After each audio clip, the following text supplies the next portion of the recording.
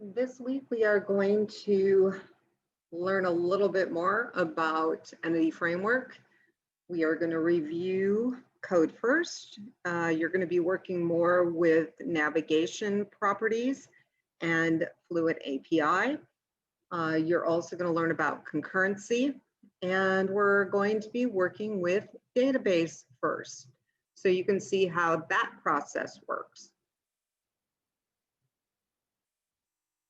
So you are going to want to work through the lecture demo. There are videos on each one of these sections that kind of explain everything in the section. And then you'll get down to the hands-on, which is where we're going to basically focus on things that are new. So navigation properties are new, and that will be the focus for this code first project. So you are going to end up creating a new project, but you'll notice I'm giving you classes. And that is because we are going to focus on the relationships. We've only been working with one side of the relationship. Basically, we've been working on the one side where we take the primary key and pull it into another table. And with the navigation properties, we work with both sides. So you're going to learn how to do that. And then you learn how to use the attributes for keys and foreign keys, and you will learn how to use Fluent API. So we've done a little with Fluent API, and you will be doing more today. And so as you work through this, you'll be learning more about Fluent API. You're going to learn how to handle a many-to-many relationship and how to configure deletions if you do not like the default behavior in Entity Framework. And so deletions is referring to what happens if I delete a primary key that is a foreign key in another table. Okay, that's the kind of deletion that we're talking about. You will have hands-on to resolve the many-to-many relationship that we created in our project. And then you are going to install Entity Framework, and we are going to do a context file, and we're going to do a separate initializer file. And these are going to be in their own data folder. So you are going to see how to handle that, because in larger projects, things are organized by folder. Not everything goes into the model folder. So you're going to get a little taste of how to do that. You will also be modifying program.cs so that when the app runs, it will seed the database tables. So you'll be seeing how to do all of that in this hands-on.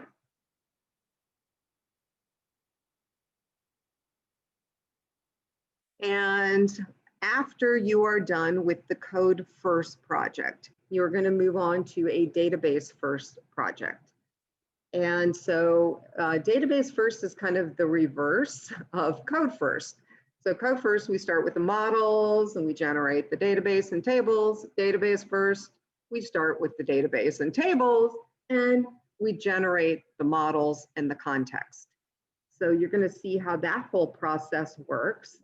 They have made it quite easy in this version of Entity Framework to do database first. It's a lot easier than it used to be.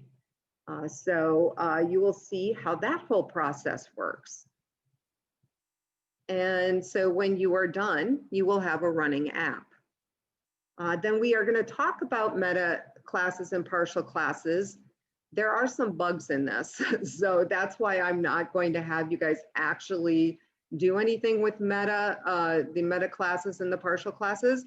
But in the future, it will be a slick way to apply data annotations to the entity classes that are generated in database first.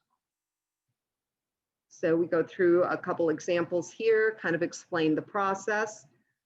Then we are going to review link to entities. This is something that we have been working with throughout the semester, but I am going to explain what the async business means, because in our scaffolded controllers, it is using async. So what is the difference between find and find async?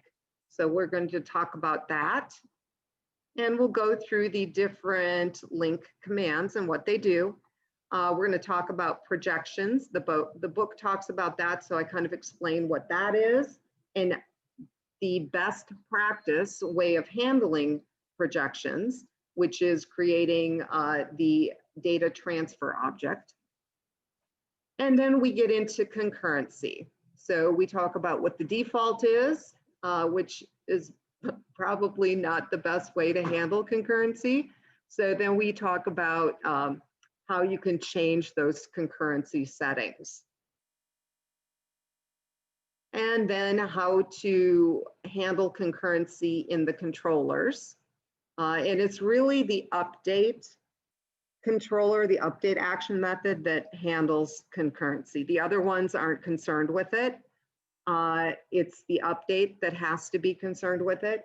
So how that's handled, and it's handled using try and catch. And then how do you test for that? So how do you simulate a situation where you have a concurrency conflict? So we will be talking about that as well. Then we get into the Crud commands. These are all commands that are in the controller that you have seen. Quite often they are inside a check to see if the model state is valid. And probably the most important thing that you have to remember is that whether you're adding or you're updating, the add and the update really are a modification to memory. They are not changing the database. Where the database gets changed is where you have save changes. That changes the database. Okay, so that is what you need to remember. So you're going to review all of that, and that is a lot this week. So there are no additional exercises that you need to do. I do want you to start focusing on the Capstone project. So for your Capstone, I've listed out what your requirements are. And at this point, we have pretty much covered steps 1 through 8. So you should have quite a bit of this done. And if you don't, you're going to want to work on that. You need to have at least 3 models in your app. Some of you have 3, some of you have 2. So if you have 2, you're going to work on getting another one into your app. You need to have those navigation properties in there. And we covered those today. So that is something that you're going to want to add.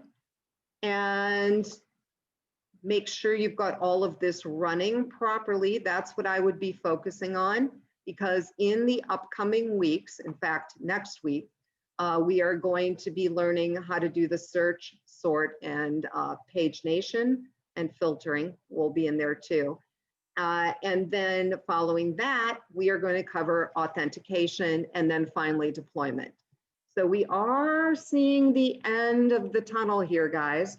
So to make your lives easier, I would focus on steps 1 through 8 right now, get those nailed down.